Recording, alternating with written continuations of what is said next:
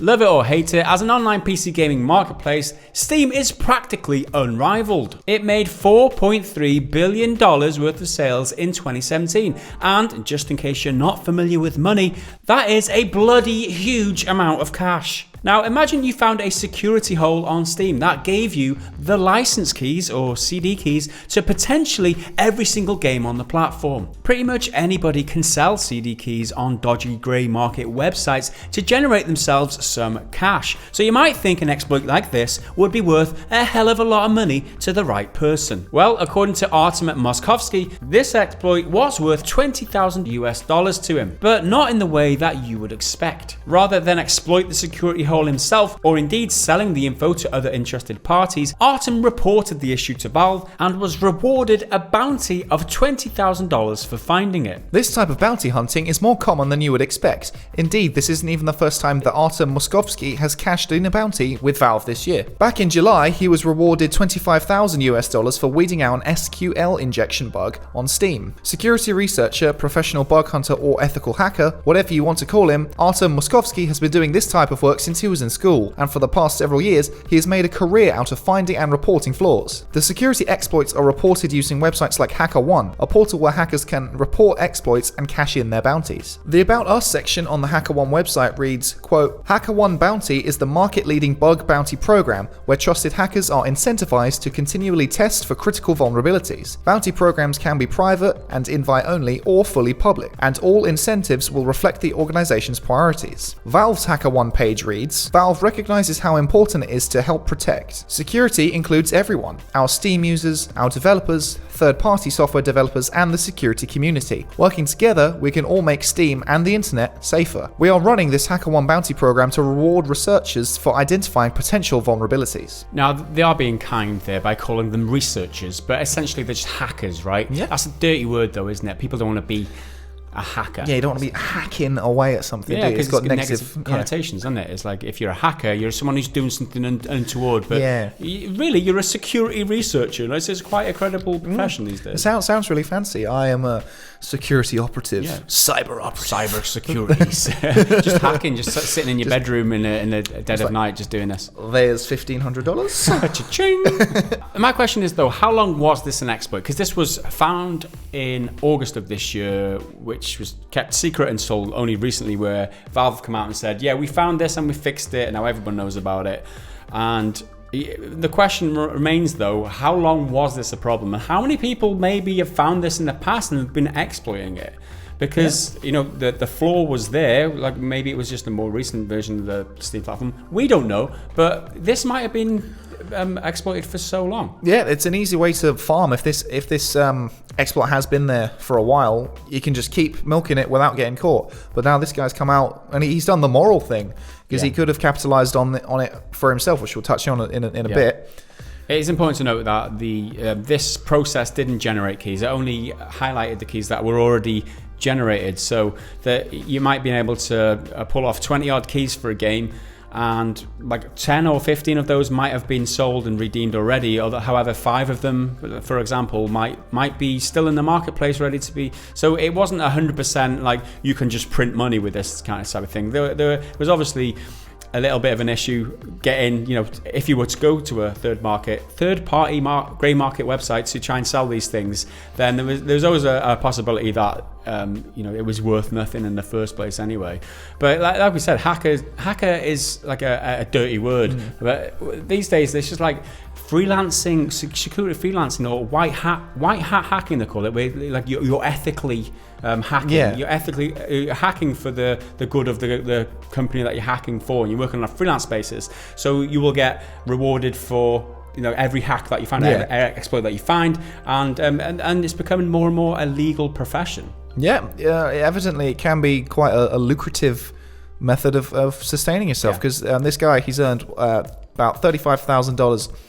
Not just this year, that we know. Yeah, that we know of. It's not even just this year. It's in like the last 4 months ish. And after a quick look on Google, the average US household income is about $60,000 for the year. Yeah. So he's done about half that in a third of the time. Yeah, he's probably sat on some yacht somewhere in the Mediterranean on a laptop with his feet up, with smoking a cigar or something. Oh, there's another 15 grand. Thank you very much, Valve. I mean, it's an easy job to make, and I guess it's not the kind of thing that you would think that you can go into a profession as a kid. Yeah. I mean, you can learn coding and you can learn how to do hacks, although you can maybe go to university and do that stuff now, right? Yeah. And the problem is that in mainstream it's quite a taboo thing. Like if you're a hacker, oh shit, don't give him my password, he'll get in, because that's what you associate with hacking. But it really isn't like that. It's a legitimate profession these days. Yeah, I think that eventually there'll be a more legitimized word for it in like legal jargon and stuff. Well, it's cyber security researcher, isn't it? True, but like even if you were prosecuting someone in court for breaking your terms and stuff, would you call them a hacker in court? Because it doesn't sound official. Yeah, it sounds a bit more of a derogatory term, really, isn't it? You use it to like slander them when you could call them, I don't know, code manipulator or something. As Redditor Toasty points out, well, you could probably make way more by abusing and therefore being able to sell a bug like that. Although Colin Stiles replies, then you have the legal to worry about. Also, you lose your job rather than having a gold star on your resume for security positions. Now, this is a good point. I mean, people asking, he could have made way more by just selling that stuff or exploiting it himself. Yep. 15,000 isn't really a lot considering the amount of money that Steam might have lost because of this exploit. But then this Reddit exchange has highlighted, you do have to worry about the legal side. Yeah, because if even however much money this person could make, if they did exploit it, if Valve come in and press charges for breaching their terms and all that, he's going to lose it all. Yeah. And you'll have a black mark against your name, because this person, as a freelancer, he's going to be freelancing other things as well. Yeah. So he's going to have other sources of income. Sure. So if he's then in trouble with Valve, he's not going to be able to go work for these other people. Reputation is pretty much everything you got to think in this type of line of work, where you can easily exploit. The whole point of your work is you're trying to find vulnerabilities in software that allows you to exploit it for financial gain, possibly. And if you get that black mark against your name, then nobody is ever going to come anywhere near you again. If you're looking for job prospects and that sort of stuff, internet is a thing. You will, as soon as you got that first conviction or the first accusation or whatever, it's not going to be it's not going to do you any favors. Dead end for you, really, as a job. So it's more profitable in the long term to play it safe. I mean, there's that. What would you do? Like, I mean, would you take the maybe $500,000? I mean, you think of all the money washing through Steam. It wouldn't be out of the realms of possibility that someone could profit to the tune of $500,000 off a bug like this. Would you cash that in, $500,000, go and live in the Mediterranean, out of sight somewhere? Yeah. Is that enough to? I don't know. How far can Valve reach? Can they get you on your island in the Bahamas? Where would the line be? Like, if you could profit like $5 million, $10 million off this, do you think he would just cash in? Like, what? This is always what interests me in terms of these moral dilemmas. Is where is your point of breaking point? Yeah. Where is your point of being where it makes more sense for you to do the bad thing rather than the good thing? And that's like the moral ambiguity that I always love in games and shit like that. I feel like before long we're going to get real Robin Hood types in the hacking community, where it's like, we're only going to hack from the companies we don't like. We're going to take out EA, then we're going to take that money and we're going to give it to this small little indie dev who do really good stuff who no one cares about. I'm sure there's people out there that's probably already doing it. The black web as it exists. Yeah, there's probably, like, if you don't want to get into the name's Robin Hood, but the O's are zeros and the I's are one. It's a thing, dude. It has to be a thing. Yeah. Like, the internet's been around. Back in 2016, a 16-year-old guy named Ruby Nealon found an exploit in Steam that allowed him to sneak his game onto the platform. His game is called Watching Paint Dry, and he had it listed for release on April the 1st of that year. This was after he repeatedly made attempts to contact Valve and let them know about the exploit, to which they ignored him.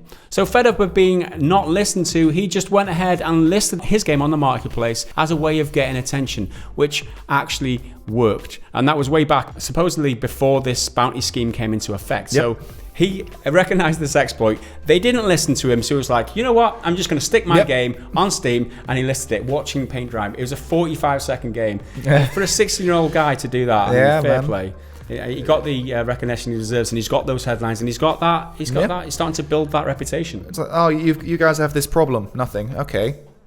there you go. Yeah. I've been part of the problem. Stop me. Yeah, that's it. And it was all done in good jest because he listed it on April the 1st. It was never went on sale. It was just listed on the store. So yeah, and it's not a malicious attack. Like, he could have done something way worse. Yeah, but it's quite from it. Yeah, it was just a case of, it's very tongue in cheek. Yeah, and trying to raise the people's understanding, get people to take notice of it. Yeah, because it could be a genuine concern. Yeah, and maybe that goes some of the way to explaining why there's so much shit on the asset flips and all that, and this thing, because everyone's getting in and out, slipping it in. That was just a joke. That exploit has been since fixed. So that's it. Hacker as a legitimate profession, or like a cyber security researcher, you've ever considered that? Is that something that would interest you? Put your feet up on a yacht in the Mediterranean, earning thousands off finding hacks on websites like Steam and Google are the same type of thing. Let us know what your thoughts are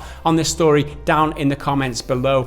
Like the video and hit the bell if you want to be notified of whenever we bring these videos in future. If you want to support the content, head over to patreon.com/prettygoodgaming. We will see you in the next video. Until then, bye for now.